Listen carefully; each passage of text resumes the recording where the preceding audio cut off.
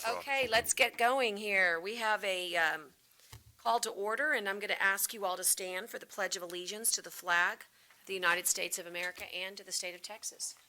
I pledge allegiance to the flag of the United States of America and to the republic for which it stands, one nation, under God, indivisible, with liberty and justice for all. Honor the Texas flag. Pledge allegiance to Texas, one state, under God, one and indivisible. Hey, Tim, would you call Juan? I think he's got the stuff for my deal.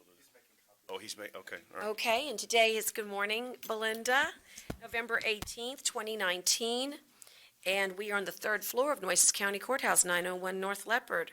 And I'm going to call roll so that you can acknowledge your presence. Commissioner Brent Chesney. I'm acknowledging my presence here. You say here. Commissioner Joe A. Gonzalez. I spoke to him, Judge, this morning. He headed to Robstown to get ready. Understood. Commissioner Carolyn Vaughn. Here. Commissioner John Modis. Here. Barbara Canales here. And so I do certify, Madam Clerk, that we do have a quorum present. Tim, you want to come give us a quick safety briefing? Yes, ma'am. Good morning, Judge. Good Commissioners. morning. Ma'am. We're meeting on the third floor of the Nueces County Courthouse located at 901 Leopard Street. Restrooms are located on the right-hand side of the third floor atrium past Human Resources. Located in the rear of the courtroom is a fire extinguisher. There are 5 other fire extinguishers located at the third floor atrium as well. There's an AED located on the right wall on the Human Resources side. In the event there's an emergency, Tyner will be responsible for dialing 911. The closest participant who is CPR certified is Margaret Mead in the Commissioner's Court. Oh, and Dale? Oh, outstanding, and Dale. In case of an evacuation, egress route will be down the atrium stairs immediately outside the courtroom. Proceed out the double doors located on the Lapan side of the courthouse and muster across the street in the parking lot. In case the need of shelter in place, we will remain in the building and await further instructions from the Nueces County Sheriff's Office. Our shared topics for today are preventable injuries, and that's my safety brief, Judge. That's a good one. Thank you. I'm going to ask if there's any public comment at this time. No public comment. Just triple check it for me, Tyner.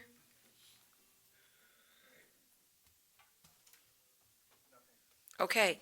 Having no public comment at this time, I'm going to, well, actually, sign me up real quick. I'll take the opportunity. Well, we're going to have another meeting, I guess, before Thanksgiving. We will. So, never mind. I wanted to make sure we issue that thanks and giving to everybody. Okay, we're going to proceed to the regular agenda item, which is to canvass the election returns for November 5th, 2019, which was our constitutional amendment election.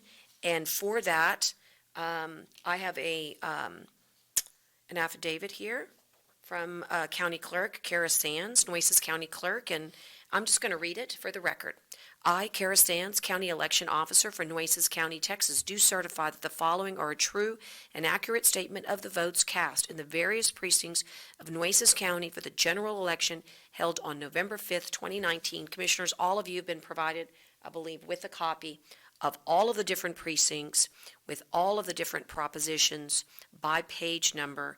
And it's a very good thing to take a look at because there's trends. And I will ask for a motion at this time and a second. And then in discussion, I'd like to ask the county clerk to make a few comments about the election. Motion is made and second. And at this time, Kara, do you have some thoughts about this election? And Yeah, this election was interesting, very interesting, because this is the first time, I believe, since 09, 08, that we had more election day voters than early voters. that's really fascinating. It really is. And so, for example, Ethel Irely was an early voting location. In the entire 2 weeks of early voting, I believe they had about 400 voters. On election day, they had over 600. So something happened and folks got motivated to vote. Good. Yeah, so I think there were a lot of good articles written. There were some pieces that I saw, mainstream journalism, but not enough to really show that trend. That was very Yeah, that was really neat. Very So, interesting.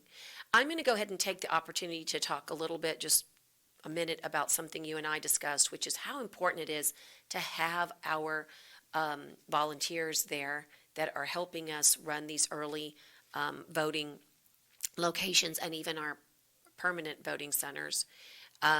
We had to close 5. Five because of a lack of a trained workforce. And we just do not want to see that be a trend at all in Nueces County. And I think that commissioners, if you can help echo that message with the parties, it's not one side or another, it's both. And we really need to make sure that never happens again. The clerk was unbelievably diligent in making sure that she talked to me because she wanted to make the decision not in a vacuum, but with kind of guidance, and we both decided we cannot afford to have people there who are not trained. And so you have to have not only people who are willing to work, and remember, we upped the salary this past year, but also who are trained. And if you don't have the trained workforce, it doesn't help you. Is that correct? Well, absolutely, but there's also, and remember, this was election day. We have great early voting, and we have, Right. for the most part, majority of our election day workers, presiding judges, they're great. Mm-hmm. I mean, they really are. They come to training. I mean, they're great. There's always a handful that the parties, they can't fill, or in this case, a couple of judges didn't show up. Didn't show up. They just didn't show up. Then they wouldn't return calls. Right. And that's sad. Like, they don't see it. So we just need to have a little bit more dialogue and conversation, and we need to work together, and I think everyone's going to be on that same train. But I wanted you all to know that as commissioners, because think about that. We did have how many, though, total, minus the 5? We still had a tremendous amount of locations, Yeah, 76. 76. So I'm still very proud of our wide net that we cast. But whatever we approve is what we should be able to deliver to the voter. Absolutely. And so, and to the constituent. So I think that's something, if you'll help me with that, echo that in the way we can, it's really important. Yeah, the parties need to start now. That's Meet with correct. them and said, you start now. That's correct. If everyone had a chance, you have a motion and a second, I'd like to call the question to approve the canvass of the vote. But I mean, happy to take questions. I know Kara would be happy to take questions. Really, all of this is ceremonial. It is Really? ministerial. Yeah, so you just, Okay, well then, all those in favor canvassing this election, signify by saying aye. Aye. Aye. Opposed, same. County Attorney, anything else we need to do here? We've done it all? Okay.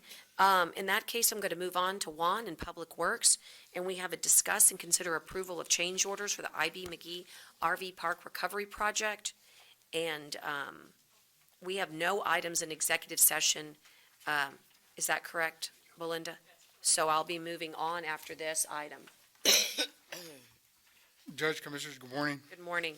You've been handing out a copy of the change order number 1 for the IB McGee RV Park. This is for the contractor to provide some additional sand material to elevate the site. Initially, there were some materials that were out there that were going to be able to be used for fill material. But due to the GLO requirements, at this time, we can't touch that palisand. So we're recommending to court to approve the change order to Mako in the amount of $45,000 for the additional sand material. So moved. And funds will come from me, From Precinct 4. right, COs, whatever. It's there. Thank you. I'm glad you actually extended that because I just want you to know we're gonna help get the clarity that we need. But there's a little bit of housekeeping that needs to be done. I think you know about it, just documenting the funding correctly. I've really looked at the statute, and I think it's letter number D that's very interesting on the GOMESA funds. And it allows for infrastructure where you have mitigation. But it might be nice to help get some documentation in the record. I know that would help the auditor a lot, and so I'm pledged to work with you Yeah, on just that. tell me what you need, Judge. Right. We'll do that But, because but, we've also but the got- way you made your motion helps the auditor, because it means it could be either or funding allocation. Right, Just and whatever that you- also goes to Road and Bridge, not Road District Right. 4, because it has to be Correct. specific. So we're, If you don't mind giving him some latitude? no, that would we're, help. yeah, absolutely. Okay, that'll help you all as well, I think, on the allocation. In other words, there's always some question as to whether or not in the statute, which one are you using, right? And we've never really documented it. And when I looked at the GOMESA, it's D, it's infrastructure projects that are meant to mitigate outer shelf, I think it's how it reads, mitigation of outer shelf continental projects by infrastructure projects, and that's what this is. And Dale, if you need to sit down and go through all this, we'll get with Scott and Juan and Scott Mears, and Yeah. we can set up a meeting as soon as you need to so that we can get it clear for you, because, and really what we want to do on this is make sure that when we can specify, we want to specify, because some of the stuff can't be, and that's what we have the other funds for. So I just would need some direction from you on how you want us to code it or do it or whatever when we're submitting these things so that it doesn't get out of hand for you. Right, that's what we want to make sure we do the proper allocation and the proper documentation on how it works up, because if we look at just GOMESA funds, right now, we know more money's coming in, but right now we only have around a little bit over $1.3 million, $1.4 million in the fund, so we couldn't pay for the entire contract with that particular funding, but Right. additional funding is available, we just need to make sure where it comes from what. Right, Make sure like I said. we meet the requirements of both GOMESA and the COs and whatever funding source we use. And Belinda, I actually have no problem at all. To me, legally, the infrastructure is a no-brainer. It's the definition of infrastructure. So that's the issue. It's not so much letter D in the statute, it's, then you look at the definition of infrastructure and you want to marry something that looks like our project to that in the documentation, so. And Dale, I mean, I'll send an email and get with you on your schedule. I'd like to get that done Yes, very soon before the bills start coming in. Well, before the end of the year. Well, before the bills start coming in and they Right. get confused, so. Okay, so all those in favor you got the second. Yes. All those in favor signify by saying aye. Aye. Opposed, same sign. And thank you for, Thanks. Thank you, Juan. and then, as you know, item number 4 is usually our executive session. We have no items at this time. So hearing no further business and having none before me, we adjourn.